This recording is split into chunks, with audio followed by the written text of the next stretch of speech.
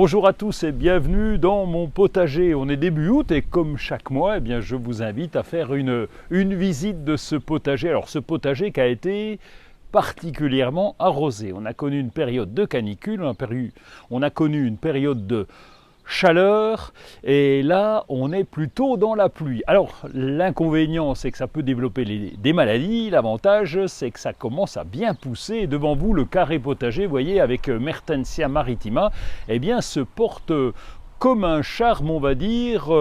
L'œillet d'Inde également, bien comme c'est bien drainé, ça permet de se développer. On n'a jamais eu de Martensia aussi belle. Juste derrière, les courges butternut sont en train de prendre une ampleur phénoménale. Alors je les ai déjà taillées, on essaye de laisser à peu près 2 fruits par pied parce qu'autrement ça ne pourrait pas tout donner. Et puis le Perovskia a commencé à fleurir, donc là il nous attire les abeilles. Alors lui il n'est pas compliqué, hein. La sauge de Russie, c'est une plante qui résiste à la sécheresse, qui résiste à nos températures un peu fraîches en hiver. Il suffira de la tailler sévèrement après la floraison et ça ira. Bon là j'ai pas taillé les tomates, elles sont belles, elles se développent un peu partout, il y a des gourmands qui se développent, les récoltes ont déjà commencé et je pense que ça va continuer. Et là il n'y a pas une trace de mildiou pour l'instant, tout va bien.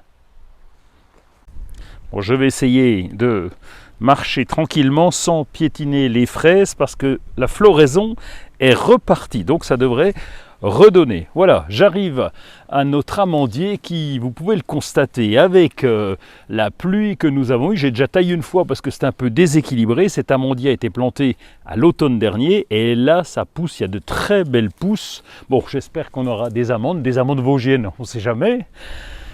Autre plante qui avait beaucoup de mal et qui se développe très bien, c'est notre capucine. Elle n'a pas encore de fleurs, mais elle était moche. Vous ne pouvez même pas savoir comment elle était moche parce que on a zappé quelques arrosages et là, évidemment, avec la pluie, c'est reparti de plus belle. Et puis les petits pois, ce sont des mange-tout grimpants. Donc là, c'est en floraison. On a remis des fils parce que ça commence à y aller. Puis on récolte régulièrement. Bon, ça se passe plutôt bien.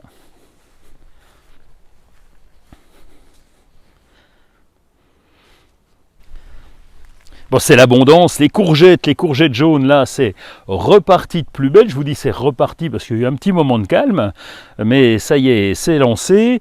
Je vous parle pas de, si je vous en parle, de cette verveine citronnelle qui elle aussi a bien apprécié le petit coup de flotte. Alors, elle est penchée, hein, elle se tourne vers la lumière, c'est normal parce qu'on est juste sous le noisetier. D'ailleurs, on va avoir des belles noisettes, de très belles noisettes. J'espère que les balanins ne viendront pas nous en manger. Vous savez, les balanins, c'est les petites bestioles qui viennent manger l'intérieur des noisettes. Bon, pour l'instant, on ne voit pas de trous, mais sur la quantité, on devrait en avoir pas mal. Alors bon, la lumière, ben oui, c'est normal.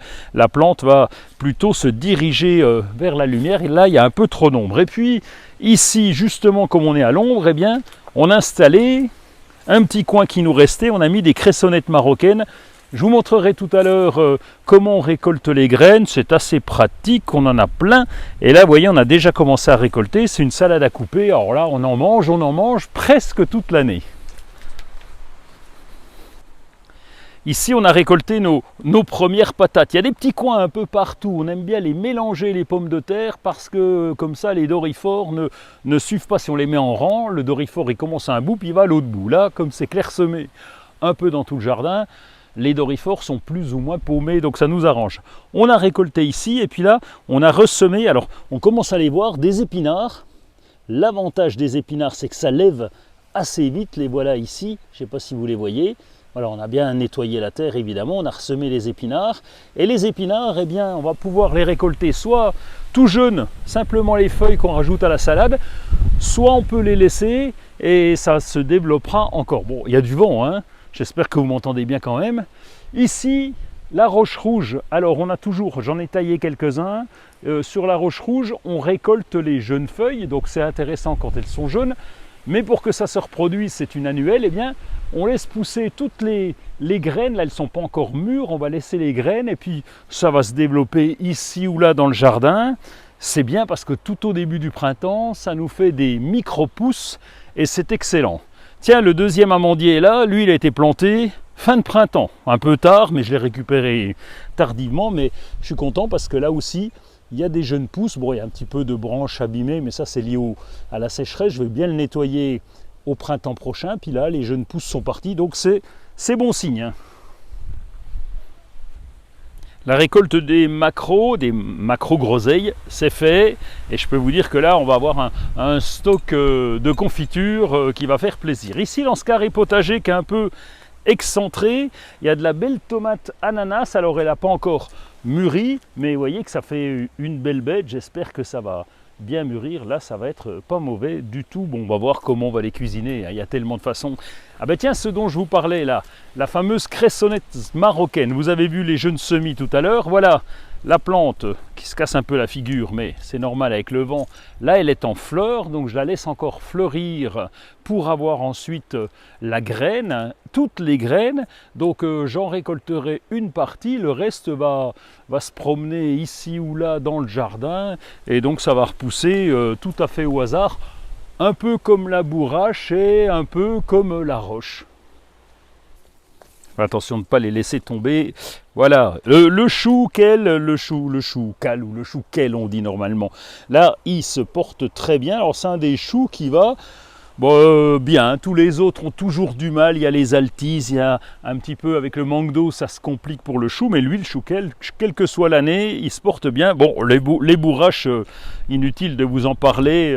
J'ai fait des TikTok en long, en large, en travers sur ce sujet-là. Elles se ressèment facilement. Elles poussent vraiment sans difficulté. Même pas une trace d'oïdium, ça vaut le coup.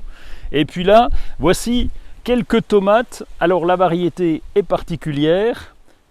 C'est tout simplement Indigo Kumquat. Alors c'est une tomate qui va être noire au départ. Elle va ensuite devenir un petit peu orange. On doit en voir là ici qui sont déjà... Non, elles ne sont pas encore prêtes.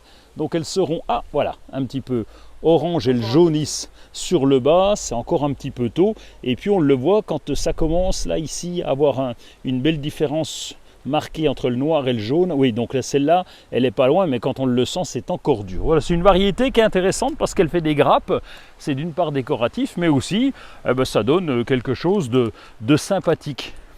Un troisième amandier. Donc décidément, si vraiment ça ne sera pas un problème de pollinisation, hein, si j'ai des amandes dans les Vosges, je serai content. Il y en a une qui est là. Bon, j'ai un peu triché puisque cet amandier vient d'Orléans. Je l'ai planté, pareil, en fin de printemps. Il a repris, je suis content, mais il y a quand même une amande. C'est une amande vosgienne. Les pommes de terre sont encore à récolter. Là, elles étaient à l'abri du cerisier pleureur, mais ça devrait donner. Et puis je vois, excusez-moi, j'en profite, je vois un concombre un petit peu gros. Je vais le récolter. Voilà, il faut toujours avoir son sécateur sur soi quand on fait une visite ou quand on se balade. Il est un peu gros, mais c'est pas grave parce que on fait des soupes froides avec les concombres. C'est excellent, je vous le conseille. Un jour, j'essaierai de vous donner la recette parce que là aussi, c'est assez simple à cultiver. Bon, toujours de la bête. La lavande aussi, ça nous permet d'attirer les pollinisateurs. Il y a des fleurs d'artichaut qui vont sortir ici, elles sont petites, on les a laissées là parce que le pied est petit. On verra ça pour l'an prochain, pour récolter l'an prochain. Et puis toujours des courgettes et ma menthe fraise qui est en plein développement, qui est fleurie, qui est magnifique. L'avantage, je vous dirais, c'est que celle-là, on n'a pas besoin de la désherber ou pratiquement pas. Ailleurs, le liseron pousse, mais là au milieu, il a quand même bien du mal. Bon, il n'y a vraiment plu énormément pendant ces 4-5 derniers jours et ça se voit parce qu'on n'avait pas contrôlé les courgettes. Il y en voilà ici qui sont quand même assez balèzes. Donc là, je vais finir la petite visite et puis je vais venir récolter en plus du concombre. Il y a les courgettes. Alors on peut les manger grosses, hein, c'est pas grave parce qu'on peut les couper en tranches. Au barbecue, c'est excellent. Tiens, il y a quelqu'un qui m'avait fait un commentaire, qui m'avait laissé un commentaire en disant les pastèques chez lui, ça ne poussera pas. Bon, ben voilà, ça continue de se développer, c'est du sugar baby, comme je vous le disais. Il y en a 2 qui sont ici, les feuilles sont bien belles. Je crois qu'il y en a une 3e qui traîne par là, voilà. Ici, ah ben là, elle est attaquée par les limaces. Bon, pendant qu'elle mange celle-là, elle ne mange pas les autres. Et donc voilà, on devrait manger de la sugar baby bientôt. Alors c'est une petite pastèque, hein, elle ne vient pas si grosse que les autres. Avec le soleil de la semaine prochaine, je pense qu'on aura un petit peu de sucre. Et puis on termine les haricots. On est en pleine période de récolte des haricots. Donc là, tout va bien. Les salades ont pris de l'ampleur. Et puis je termine avec le poivron Waldo, ici, qui est très intéressant parce qu'il est très compact et il fructifie énormément. Ça fait un très joli poivron. Et donc là, c'est parfait pour les carrés potagers. Bon, vous avez compris le principe, hein, pour ce mois d'août, on n'a pas fait tout le tour, mais il y a encore des récoltes. Il y a les betteraves là qui sont magnifiques. Je vais récolter évidemment la racine et puis les feuilles. On a quelques soucis, on va récolter les boutons de soucis pour les manger en capre.